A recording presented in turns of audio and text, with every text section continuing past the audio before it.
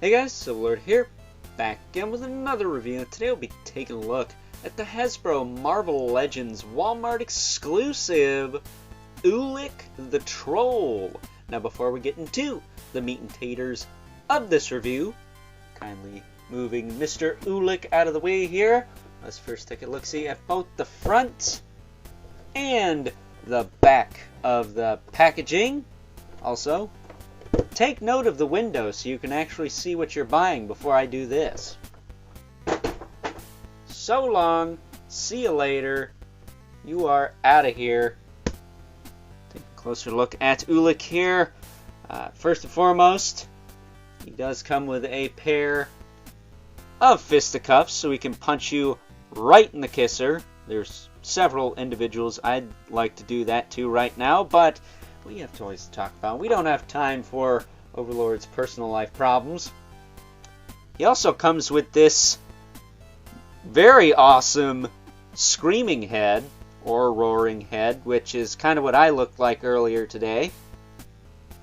And last, but certainly not least, he does come with a, I don't know what the heck you call that, a club, a mallet, a hammer, a dulled axe. I have no idea what you call this, but something to note, this was originally a Comic-Con exclusive figure, old Ulik here, but Hasbro was nice enough to release a better one exclusive to Walmart, which more people go to Walmart than SDCC, most because SDCC is kind of overrated nowadays if you really think about it, but hey, to each their own. If that's your thing every year, then there's no problem with that, right?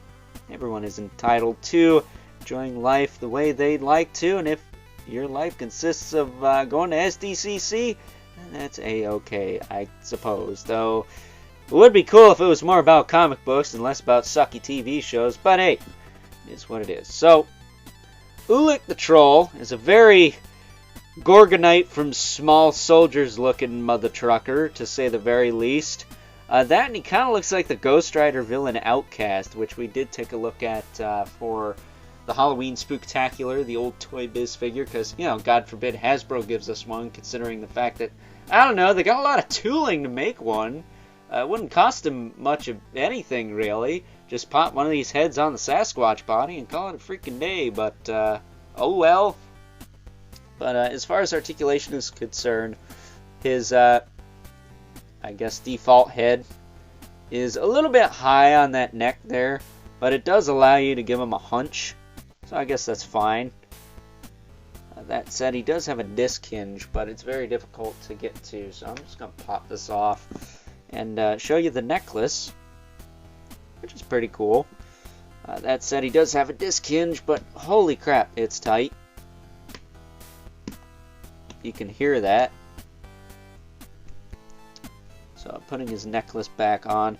I'm actually going to put the, we'll just do this one for right now. I don't know if I have to heat the roaring head to put it on right now or not. I had to earlier, but that might have fixed the hole up, if you know what I mean.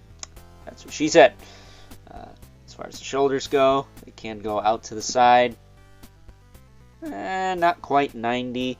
And for those of you eagle-eyed viewers, this is reuse of the Rhino Build-A-Figure / fan channel exclusive Jumbo Retro card release. So he's got the same arms, and these are actually the new arms with the pinholes covered up there. So much like the Venom from the Amazon 3-pack, Hasbro plugged up some holes. Once again, that's what she said. He can rotate forward and back. He does have a bicep swivel, which I actually modded on mine. I took the detent out because it just seemed to... I commend Hasbro for giving us tight joints, but making them a little too tight and a little scary to move, at least for me. I don't like the feeling of the peg being pulled inside the socket there. That sounds all kinds of wrong. But you know what I mean. It feels like it's going to tear or something. I don't care for that. And it's just doing this. It's not even rotating all the way around. This side was a lot worse. But as you can see, these are moving just fine now. I may have to do this to my retro Rhino at some point, but I'm too lazy to do it right now. I'm not going to finish this review.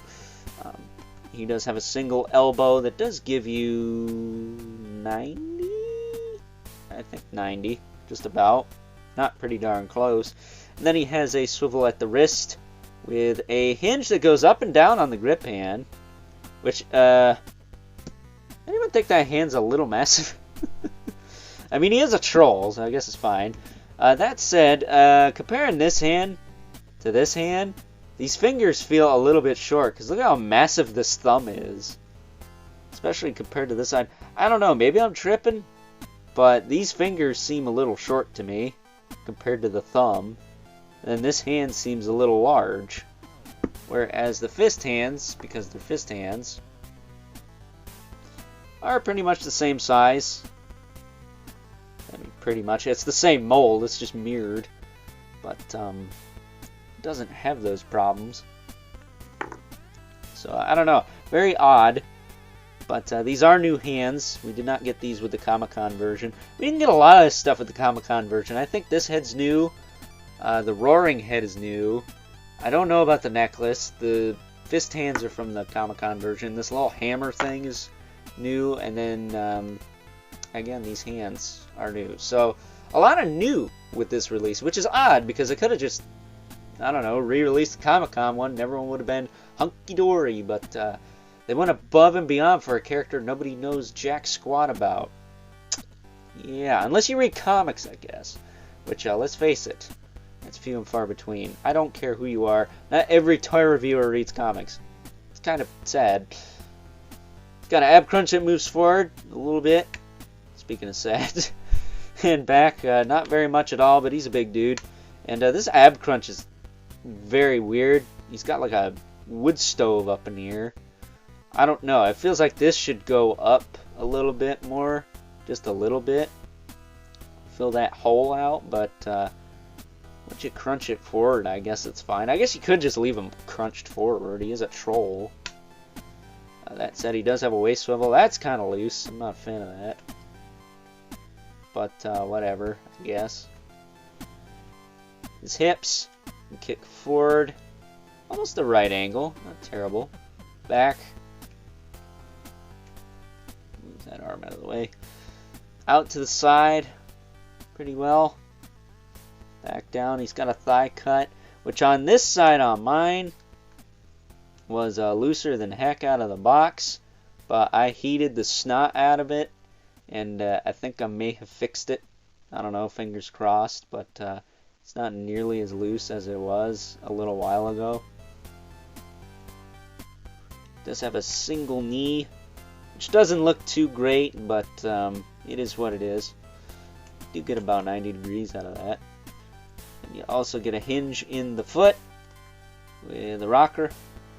He's got the two toes like Abomination, which we need a new Abomination. That old one's too small and the video game one's just too weird looking. He's got peg holes at the bottom of the feet. For the display stand you don't need, because he is a chungus and he could stand just fine. So take that for what you will. I actually quite like this release. I think this is a really nice figure. For the price point, at least what he's going for now, which is like 30 bucks, this is a steal. This guy comes with way more stuff than the Rhino figure, and I think it's a little bit better. Just a little bit. I like Rhino more as a character, because first of all, I know who the heck he is. Oh, this is soft. I didn't notice that. His armor up here is a soft PVC material. I'll be a son of a monkey. This whole harness is like one piece. Huh. I thought it was all hard plastic. Learn something new every day, I guess. If I can get this disc hinge. Ooh. That is hard to do. I had to pop the head off to get that to move earlier. But there you go. There is Ulik the Troll. Once again, kind of looking like a Garganite from Small Soldiers. But hey, I guess that gets him some bonus points, because we all know Stan Winston designed the Small Soldiers, and last I checked, Stan Winston was a gangster in the practical effects field, and also the character design field, because have you seen those Realm of the Claw figures? I see him every day when I walk in my room because I have those, actually. But with that being said, before this review drags on longer than it needs to, let's now move on and take a look at some size comparisons.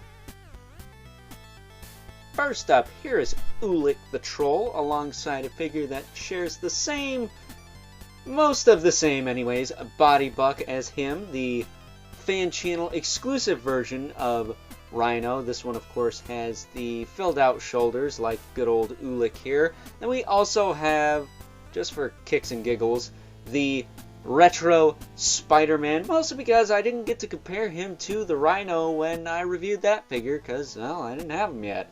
And as you can see, he is a total freaking pipsqueak next to these two, and we should probably switch over to another size comparison before he gets his butt kicked.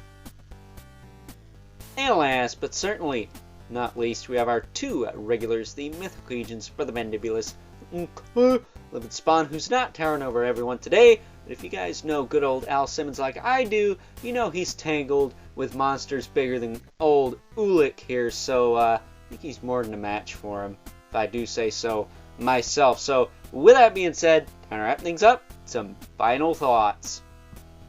Overall, and if like me you missed out on the SDCC exclusive version of good old Ulik the Troll here, then this is a definite must-have, especially if you want to build your Thor Rogues Gallery, which is very slim, might I add.